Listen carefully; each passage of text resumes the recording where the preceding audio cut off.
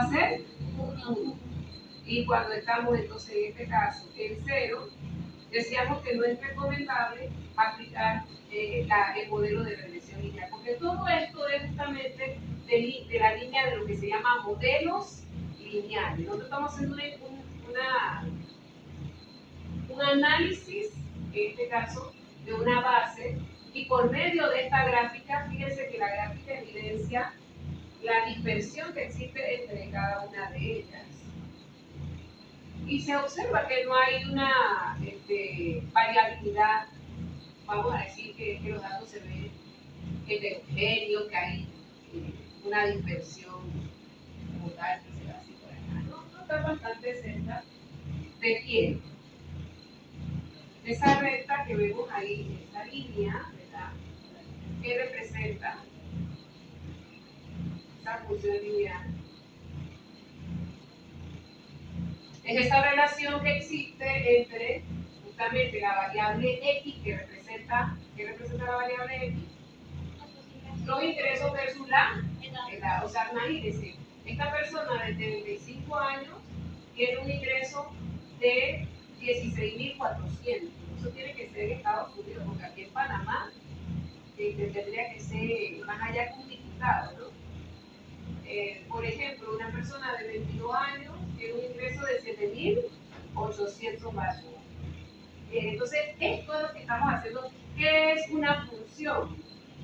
Aquí estamos trabajando una función. Hay una relación entre una variable y la otra. Estamos haciendo un análisis donde vamos a observar cómo se da esa relación. ¿Y qué quiere decir dispersión?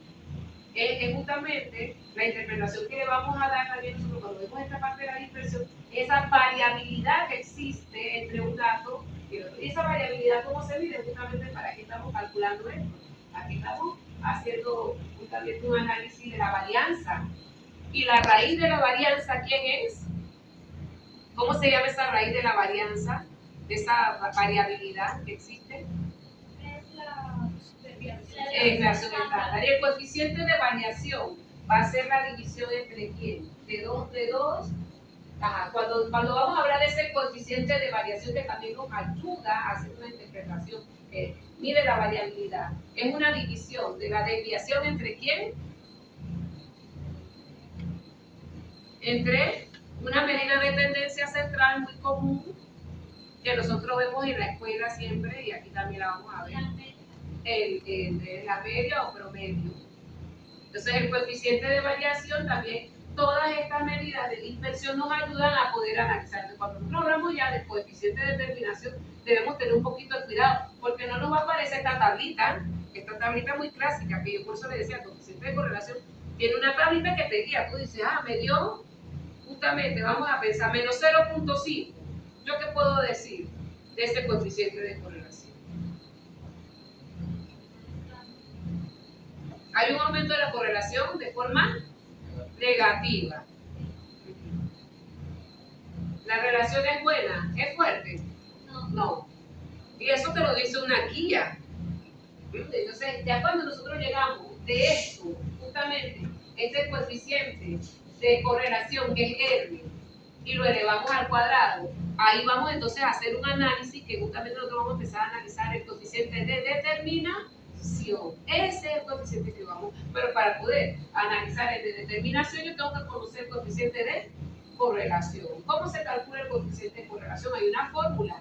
Nos lo da también la computadora, pero también hay una fórmula. ¿Cuál es la fórmula para calcular el coeficiente de correlación?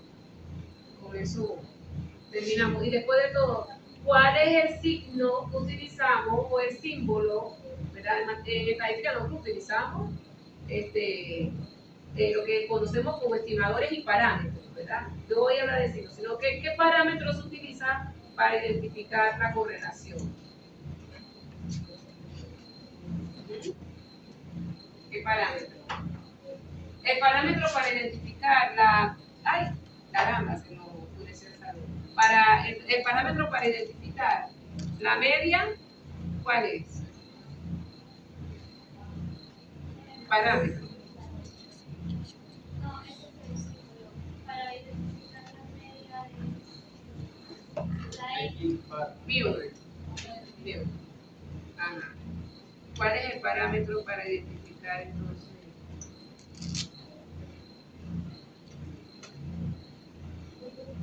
la correlación?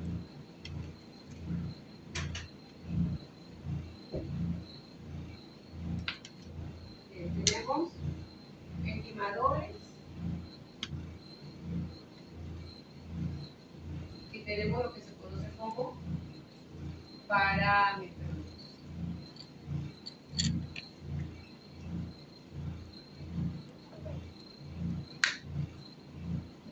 En el caso de la media o el promedio, para que lo vayamos orientando un poquito, estamos en estas 2 o 3 semanas, estamos en un proceso de repaso.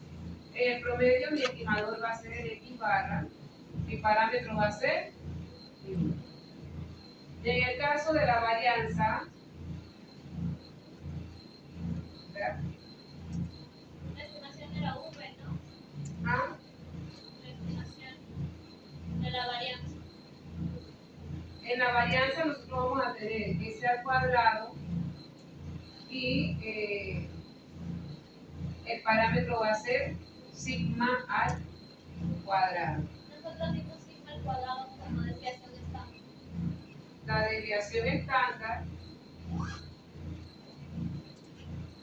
desviación estándar, es S, el parámetro es sigma. La desviación estándar nunca puede ser cuadrática. Yo todavía no estoy como bien. Se equivocaron. La estimación. La desviación es la raíz, es el cuadrado de la desviación, ¿verdad? Y por ende, ¿cómo yo obtengo este sigma? Sacándole, extrayendo o sea, que en este caso, la desviación estándar se va a dar sacándole la raíz a la varianza. Vamos a pensar que nuestra varianza es, no sé, un número cualquiera, que 35. 4. No lo pongas tan complicado. Entonces esto va a ser 2. Sí, puede ser 35. ¿Y qué me va a dar si es 35? ¿Qué número me va a dar la raíz de 35? ¿5 punto qué? Después de 35, ¿qué viene? 36. 36. Entonces está muy cerca de 6, ¿sí o no? Pensemos, ¿no? La raíz es exacta. Me dijiste 35, ¿verdad? Aquí tenemos 35.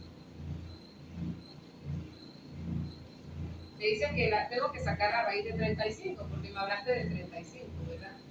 Entonces yo digo, bueno, si yo tengo 36, justamente 36, yo lo podría identificar, cuando pienso en 36, ¿no?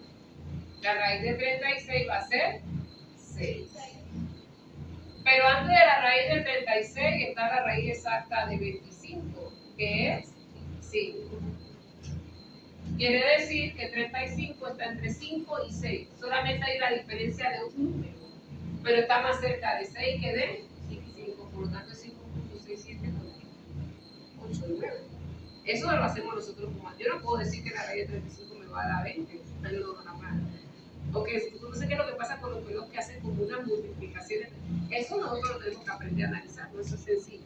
Pero lo más importante aquí es saber que existen estimadores y parámetros. Por lo tanto, R, ¿qué tú crees que va a ser? ¿Estimador o parámetro?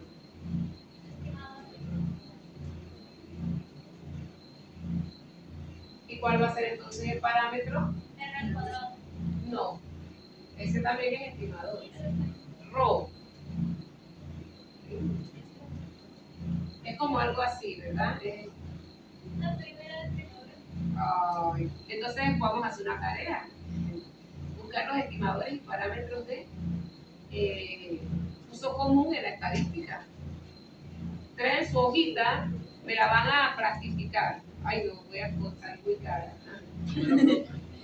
Súbanla, háganme el diseño, háganme el equipo si quieren. Vamos a hacer uso de una herramienta, una tabla que ustedes tengan, de estimadores y parámetros, todo lo que consigan, ¿verdad? Vamos a hacerlo como un proyecto para la otra semana. Háganlo como un solo grupo, no tienen que hacer diferentes busquen todos los estimadores y parámetros que puedan conseguir, va a salir bastante. Hagan su tablita delante y atrás, la imprimen y vamos a tener entonces ya más claridad en el tema de los estimadores y parámetros. Porque como les dije, ustedes saben que van a empezar a trabajar con muchas fórmulas. Y hay que conocer la diferencia entre un estimador y un parámetro. Esto es muy esencial. Bueno, en general, para calcular esto ya tenemos nuestro datashow instalado, ya tenemos cómo proyectar. Continuamos el día viernes con el taller. Profesores me preguntaron que me generalizara cuando terminaba, ya terminé. Y ya yo creo que vamos acá más tarde.